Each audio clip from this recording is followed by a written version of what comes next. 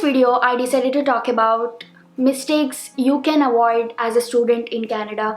I asked few of my friends about what are the mistakes they have done. So these are my experiences, including all of my friends. I hope this video will be helpful if you are moving to Canada as a student. All these points are subjective to each and every one. Let's say buying a new car is special for you, but buying a new car might be a financial mistake for somebody else. What I want to say is just take these as suggestions, take these as a heads up, and do whatever you want to do. At the end of the day, that's your life. So first mistake is buying a new car instead of a used car. So as soon as you move to Canada, let's say you got your driver's license and thought about getting a car. What happens is whichever car you buy, car is a very bad investment. Basically, it is not even an investment.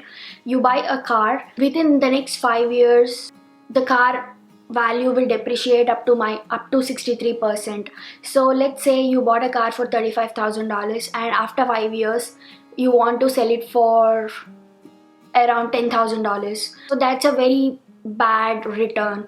Let's say you bought a car which is already used for 5 years for $10,000 and you want to sell the car after using it for next 5 years. You can still end up selling it for $10,000 or up to $10,000. Buying a used car will also save you a lot of money in the form of monthly payments.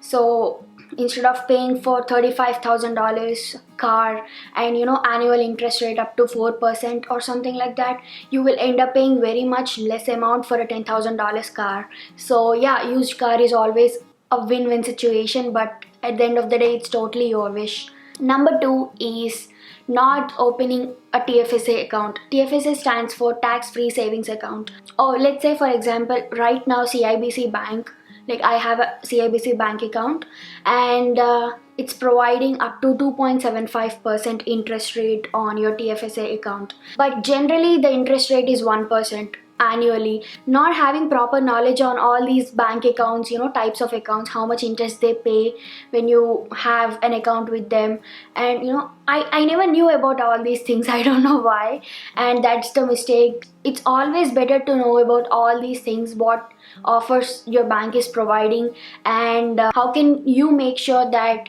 your money is making you more money. So that's the whole point. CIBC. So yeah, always know what your bank is providing and open a tax-free savings account. You can deposit, it depends, for students it might be $1,500 max limit, but for now, for me, I have $6,000 limit to deposit to that account and I can get returns on that. Number 3 is not having multiple bank accounts. So when you're a student, you can open a bank account for free and they don't charge you anything. You can do unlimited interact transactions, withdrawals, whatever it is completely free, and you have 2 years of time until your study permit expires.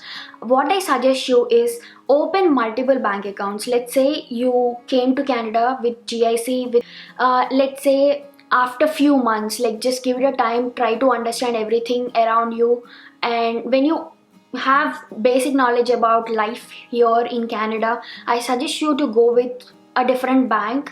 Okay, open a bank account in Tangerine. Right now they are giving $50 when you open a bank account, or some other bank. If there are any offers, try to open a bank account, because all the banks are private in Canada. You can open a bank account anytime, you can close it anytime if you're not satisfied with that. After experiencing what these banks are providing, which one is the best, decide it for yourself and close the remaining accounts. So that's what I could suggest from my side. Number 4, not concentrating on education. So I've seen so many people around me when I was a student, and they generally used to concentrate on so many other things, making money and everything, but not on education. And let's say you failed in a program, in a course, in a subject, right? To make sure that you pass that subject, you have to sit with the next semester people, you have to attend all the classes, you have to appear for that exam, and on top of it, you have to pay up to $1,500 for that one subject in order for you to get your final degree. So that's how it is in Canada. and that's a lot of time and you don't deserve it. So definitely try to concentrate on your education, and once you are done with that, do whatever you want to do.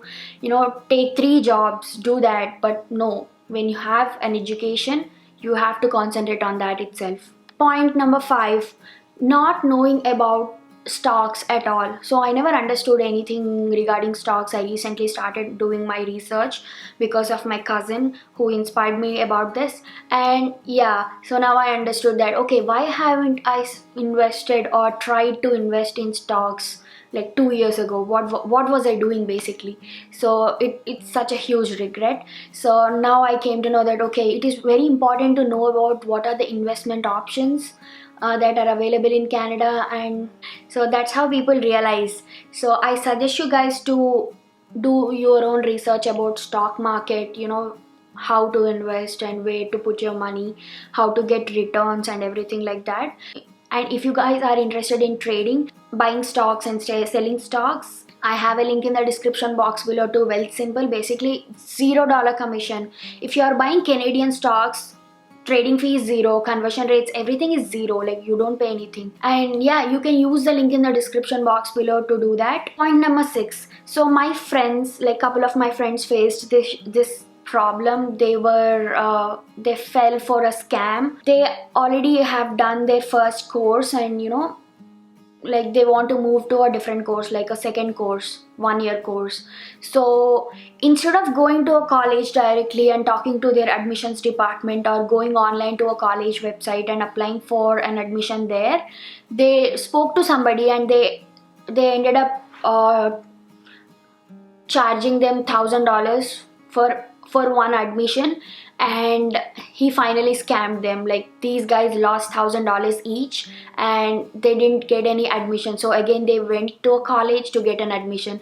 So don't fall for any scams. If you are giving somebody $1,000 or $500, whatever it is, do your own research and verify if that person is a legit person or not, right? Do not give somebody $1,000 and and end up falling for a scam. There are so many scams from MLM people, like multi-level marketing, and there are so many things like that. People even beg for money, saying, narrating a story that, okay, I was here on a visa and I lost all my money, something like that. People narrate you stories and they emotionally manipulate you. So don't fall for that also.